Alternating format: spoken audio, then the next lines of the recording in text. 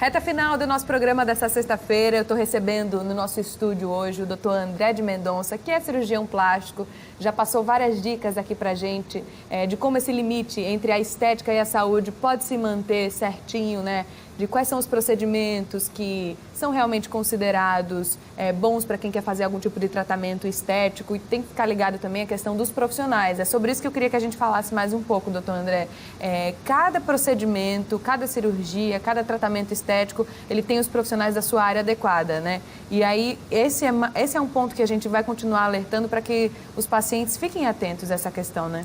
Cirurgia plástica, tenho certeza absoluta, a nossa recomendação é a realização somente pelo cirurgião plástico.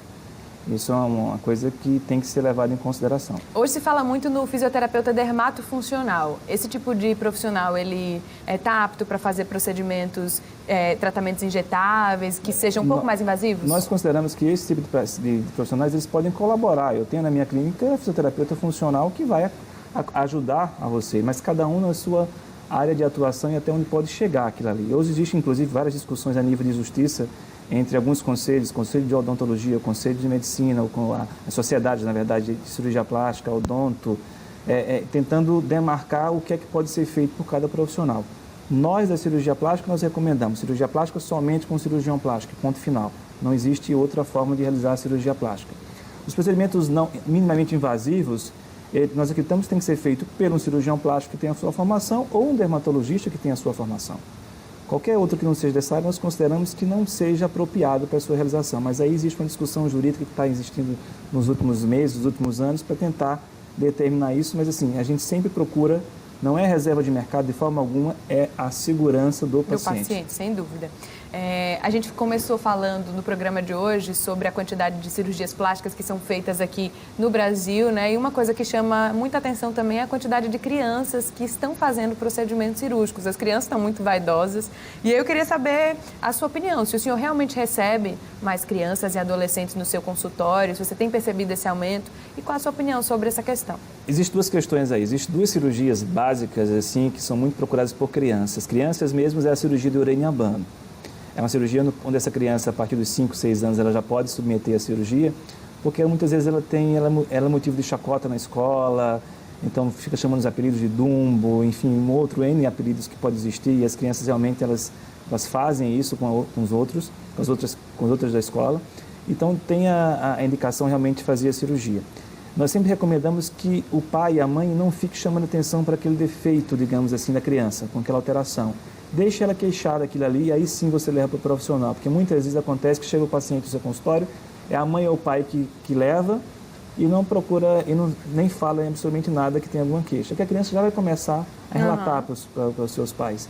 Isso é uma cirurgia que pode ser indicada. Outra cirurgia é o aumento mamário masculino, que mais ou menos os 13, 14, 15 anos, uma cirurgia que a gente considera como ginecomastia, ela é uma cirurgia que pode ser realizada, tem a sua indicação. As demais cirurgias em crianças estéticas, eu não vejo muito espaço para essas cirurgias. Eu acho que tem que esperar o seu tempo. Mas, por exemplo, muitos pais me perguntam, a minha filha está com 16 anos, eu posso colocar a próxima mamária dela? Pode sim. Dependendo, vai ser feita uma análise, para saber como é que foi a primeira menstruação dela, o desenvolvimento mamário dela, e dependendo, pode fazer. Isso é análise física, mas também tem que analisar a paciente de uma forma de conversar com ela. Às vezes uma adolescente de 16 anos tem uma maturidade maior do que uma paciente de 30 anos de idade e pode submeter a cirurgia de forma tranquila. Então, tem as suas indicações. Mas as crianças, fundamentalmente, são as duas situações. É a ginecomastia, já mais adolescente, e a orelha em abano, crianças menores. Doutor, para a gente encerrar a nossa discussão hoje, qual a orientação que o senhor daria para uma pessoa que deseja fazer algum tipo de procedimento cirúrgico, algum tipo de cirurgia plástica?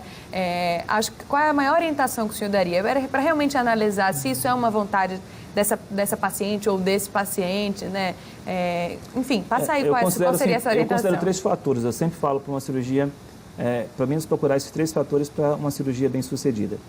O profissional, saber se aquele profissional tem a sua formação. Hoje em Alagoas a gente tem muitos cirurgiões plásticos com formação, então não precisa sair de Alagoas para fazer cirurgia plástica como acontecia nos anos atrás, há 10 anos atrás.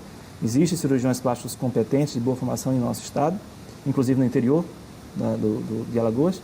É um fator importante. Ter uma boa indicação, e essa indicação é o quê? Médica e do paciente também, saber qual é aquela queixa. É uma queixa dela é uma queixa do teu esposo, é uma queixa da tua amiga, tem que inicialmente partir para um desejo dela. É claro que o esposo vai ajudar, isso é fundamental que tenha um apoio em casa. Mas não pode ser, muitas vezes, o paciente, eu estou me achando ótima, bonita, maravilhosa. Mas tem alguém que está falando. Mas está achando que quer que eu faça, eu vou fazer. Então, isso não vai ser uma cirurgia que não vai atingir o resultado que a gente vai almejar. E o outro fator é aonde aquela cirurgia é realizada. Isso é importante. Saber o hospital, a clínica, se tem uma estrutura adequada, para que você possa tratar eventuais complicações e emergências que podem ter em qualquer cirurgia, não somente a cirurgia plástica. Então, se o paciente levar em consideração esses 3 fatores, é um passo enorme que ele vai dar para que a cirurgia alcance um resultado que ele deseja. Ok. Agradeço muito, doutor André, a sua participação aqui no nosso programa. Obrigada por compartilhar o seu conhecimento com a gente, por trazer algumas orientações também, algumas dicas aí para o pessoal que pode estar pensando em fazer algum tipo de procedimento. Muito obrigada. Eu que agradeço. Eu acho que essas oportunidades são únicas para que a população realmente tenha um conhecimento da medicina em geral, especificamente da nossa área, que é a cirurgia plástica. Isso é fundamental, de segurança para o paciente, é o que a gente sempre pensa e que a gente sempre almeja.